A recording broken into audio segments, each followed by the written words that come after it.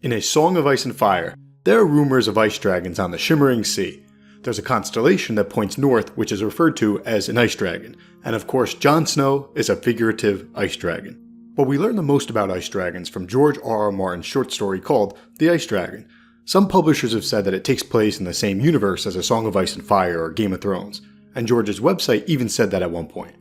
But they took that off his website, and he has gone on record saying that they occur in different universes. Still, there are some similarities. Both these stories have a place called the Land of Always Winter in the north, and it's mentioned that the trees froze through to their secret souls, which is similar to the trees in Game of Thrones, which seem to store the souls of dead creatures, or at least their memories, their songs. So it's worth reviewing what we learned about ice dragons from this short story, in case any of the same rules apply to A Song of Ice and Fire. In this video, we're going to mention 9 things we learned from the story. To be honest, I'd actually recommend reading it or audiobooking it instead of watching this video because it's a cute little story.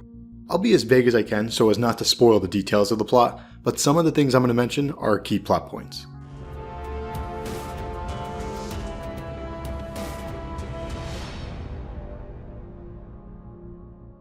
Number 1. We learned that the regular dragons cannot stand the cold, which makes sense, but check this line out, quote, "Dragons cannot stand the cold, so when winter fell, Hall and his wing would fly south." That line is pretty interesting. A lot of people think that Winterfell is called Winterfell because that is where winter fell, as in where they defeated the White Walkers thousands of years ago. But the word fell can be interpreted differently. Maybe that is where winter fell, as in where it started. We've seen Jon and co get ambushed by White Walkers at Hardhome, but they've yet to go army to army against the White Walkers. The wall does not have many people defending it, so the first full battle may happen in Winterfell. Maybe that's where winter's gonna fall as in start, maybe the first of 7 key battles in the wars to come. Number 2.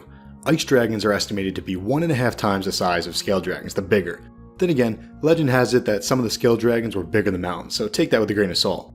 But ice dragons are crystalline white, so hard and cold that they are almost blue, a translucent blue. You can see through them.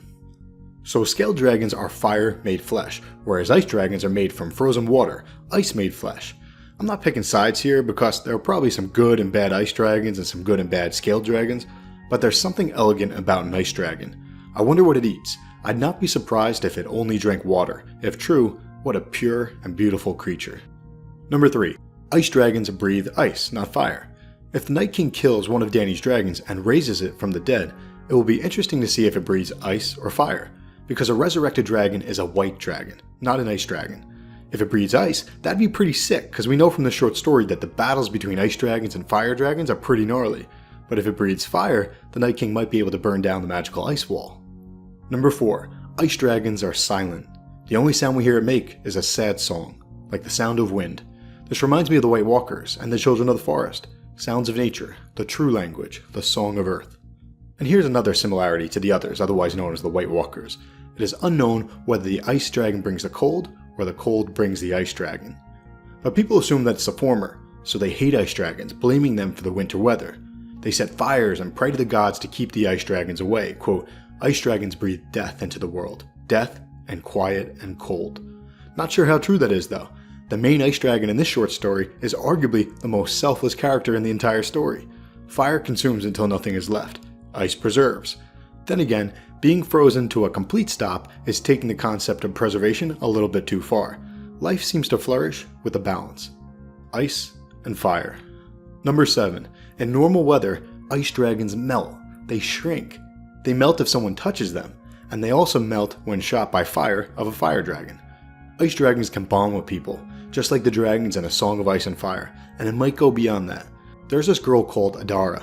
Adara was born in a harsh winter, and it was believed that the cold entered her in the womb. Her mother died giving birth, just like Jon Snow's mother, Tyrion's mother, Dany's mother. Adara's skin was pale blue, her eyes as well, and her skin was cold to the touch. Sounds almost like she was born a White Walker. But when her dragon died, her body and her personality changed. They warmed. The people around her loved it. Not me. I found it kind of sad. And last but not least, when ice dragons die, they form pools of cold water. If you did not know, there are 3 pools of water in Winterfell's Godswood. Winterfell is built over hot springs, which makes sense. If you're going to settle down somewhere cold, you may as well do it where you can find a source of heat, hot water. This suggests that Winterfell is built over a volcano. But one of the 3 pools in the Godswood is always cold, the one at the Weirwood tree. So some fans theorize that that pool is the remains of an ice dragon. Maybe the ice dragon that helped create the magical wall.